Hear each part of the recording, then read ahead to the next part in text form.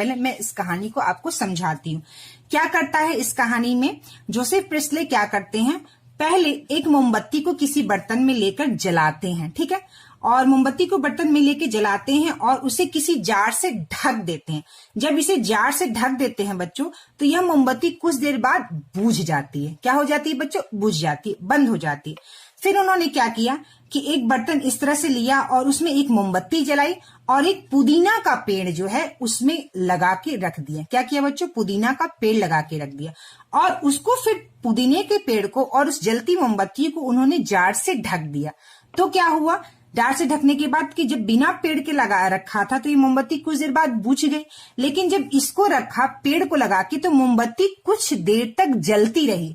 इसका यह अर्थ था कि इसको जलने के लिए, मोमबत्ती को जलने के लिए यहां से यानी कि पेड़ से उसको क्या मिल रहा था बच्चों? ऑक्सीजन मिल रहा था, ठीक है।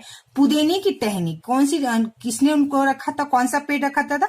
पुदीने की टहनी रखा। तो यही था कि इससे ये पता चला कि ऑक्सीजन जो है पेड़ पौधों से भी गैस जो है निकलती है और ये जो कार्बन डाइऑक्साइड गैस जो जलने से निकलता है वो उसको शुद्ध करता है। ऑक्सीजन क्या करता है? उसको बच्चों शुद्ध करता है।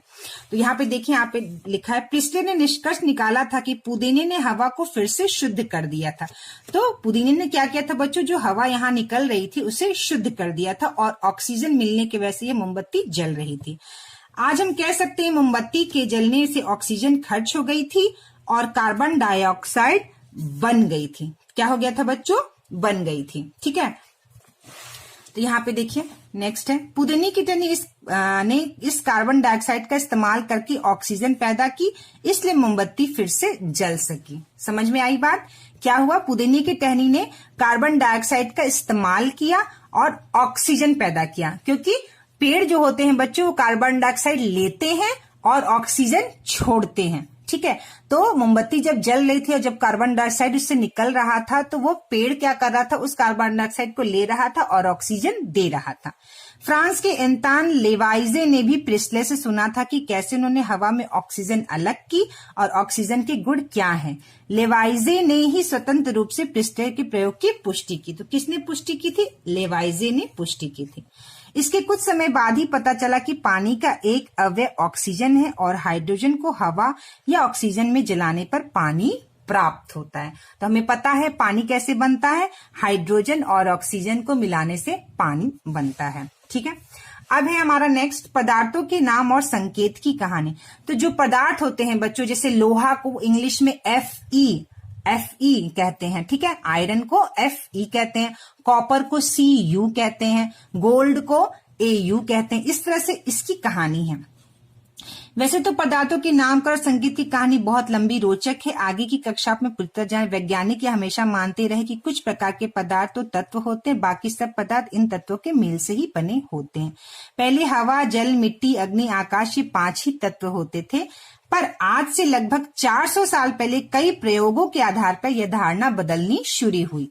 आज तो वैसे 100 से अधिक तत्व खोजे गए हैं। इनमें से कुछ तो आप परिचित होंगे, जैसे सोना, चांदी, लोहा, तांबा, ये सब क्या है बच्चों? तत्व हैं, ठीक है। कुछ तत्व तो गैस के रूप में भी मिलते हैं, जैसे हाइड्रोजन, ऑक्सीजन, नाइट्रोजन।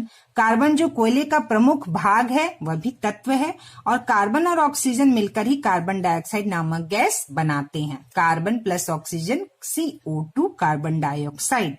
सब तत्वों को संकेत दिए गए हैं, जैसे ऑक्सीजन को O कहा जाता है बच्चों और कार्बन को C। तो यह C जो है वह संकेत है, किसका संकेत है बच्चों? कार्बन का संकेत है, ठीक है। उसी तरह दोनों को मिलाकर CO2 यानी कि ये किसका संकेत है बच्चों? कार्बन डाइऑक्साइड का संकेत है। ऑक्सीजन का संकेत क्या है? O। कार्बन का संकेत क्या है? C, ठीक है। जैसे यहाँ O के सामने नीचे 2 लिखा है, इसका कारण थोड़ा जटिल है जो आप आगे की कक्षाओं में जानेंगे। आगे कुछ पदार्थ में रासायनिक नाम के साथ उनके शुद्ध संकेत भी भाषा में दिए रहेंगे, ठीक है। तो ये केवल आपका रसायन शास्त्र की भाषा में प्रारंभिक परिचय है, तो हमें इतना ही जानना है कि इसके संकेत क्या क्या हैं, ठीक है। चलिए अब हमारा नेक्स्ट है, पूरी की तरह एक फिर से क्रियाकलाप है। कॉपर सल्फेट का विलयन चूने का पानी तैयार कीजिए। जैसा हमने तैयार किया था, कॉपर सल्फेट का सोल्यूशन कैसे तैयार करेंगे? पानी में कॉपर सल्फेट डाल देंगे और चूने का पानी तैयार कर। अब दोनों विलयन को परख नली से लेकर अच्छी तरह मिलाइए। परख नली में थोड़े समय के लिए स्थिर रख दीजिए। क्या परख नली कोई ठोस पदार्थ जमा हो रहा है? क्या दोनों विलयन में रासायनिक अभिक्रिया के फल से नए पदार्थ के रूप में ठोस प्राप्त हो रहा है? जब दो विलयन को आपस में मिलाते तो अभिक्रिया के बाद ठोस पदार्थ के रूप में नए पदार्थ बनते हैं। इस ठोस पदार्थ को अवक्षेप और इस प्रक्रिया को अक्षेपण कहते हैं। अब पुनः इस परख नली को गर्म कीजिए। क्या अवक्षेप के रस में कोई परिवर्तन होता है?